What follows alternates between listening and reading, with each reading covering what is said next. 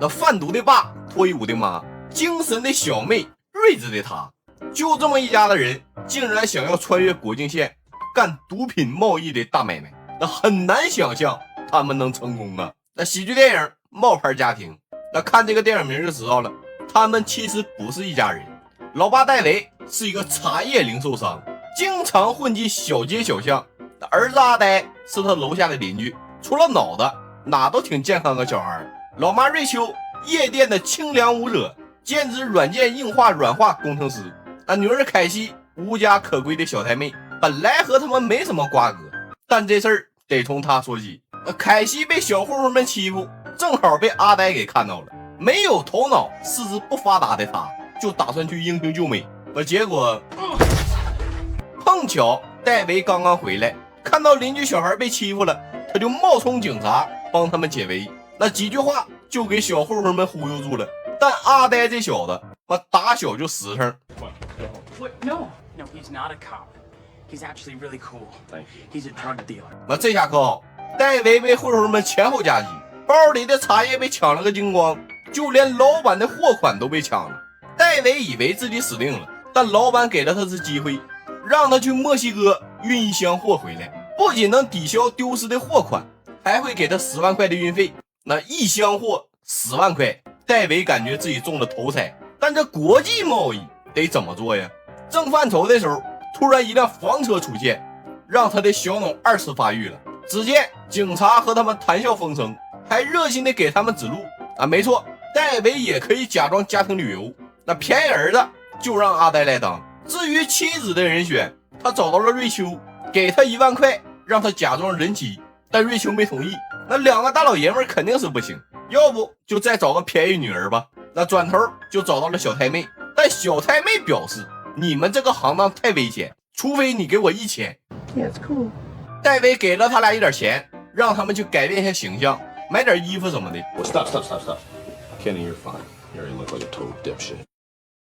那随后仨人来到了机场，安检看了一下戴维的证件，没啥问题，又看了一下凯西的证件，小姑娘挺美，最后看了一下阿呆的。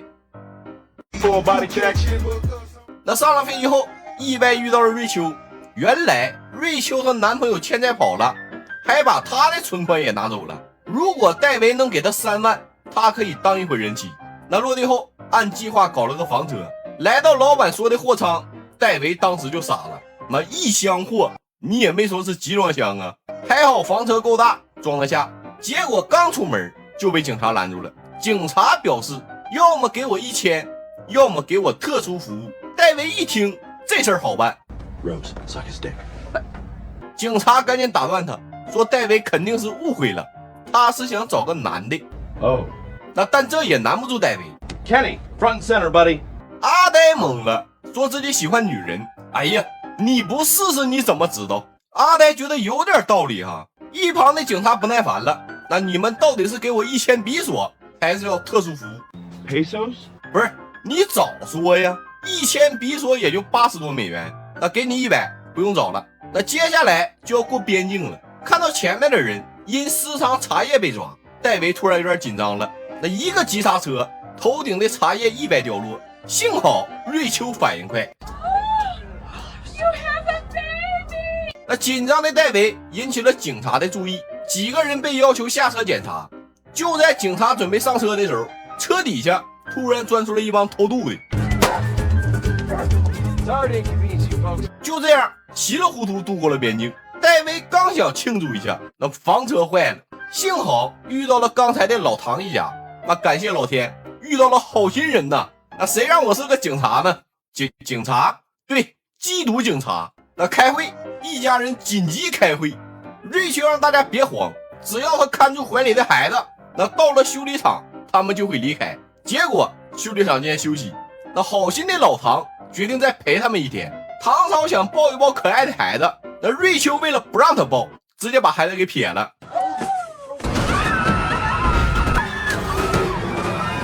关键时刻，凯西出来解围，说学校留给他们的暑假作业是体验做父母的不易，那是他做的假婴儿。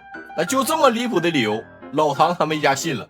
那晚上大家一起玩你画我猜的游戏，老唐的女儿画了个大飞机，老唐两口都没猜出来，那阿呆也想试试，他一画，瑞秋就猜出来了。Black Hawk down！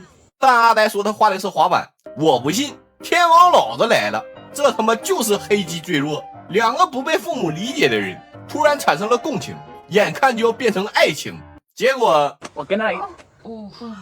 那阿呆表示自己不会接吻，那妹妹凯西一听，我义不容辞啊，来，我教你。结果被瑞秋给发现了，那瑞秋表示你别跟他学呀，这我专业的。老爸就在一旁做技术指导啊，大型学术交流会，结果又被老唐的女儿看到了，那完了，这下解释不清了。 So, I'm sorry.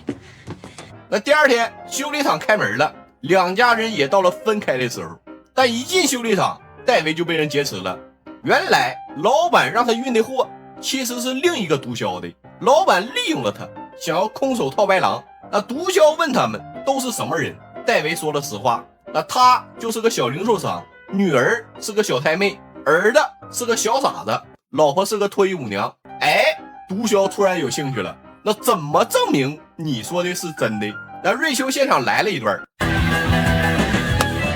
Also respect your mother. 趁毒枭沉醉的时候，他打开了蒸汽。阿呆趁乱开车走人，但阿呆根本就不会开车。那逃离的时候，一个蜘蛛钻进了他的裤子。阿呆做梦都没想到，第一次咬的体验竟然是蜘蛛。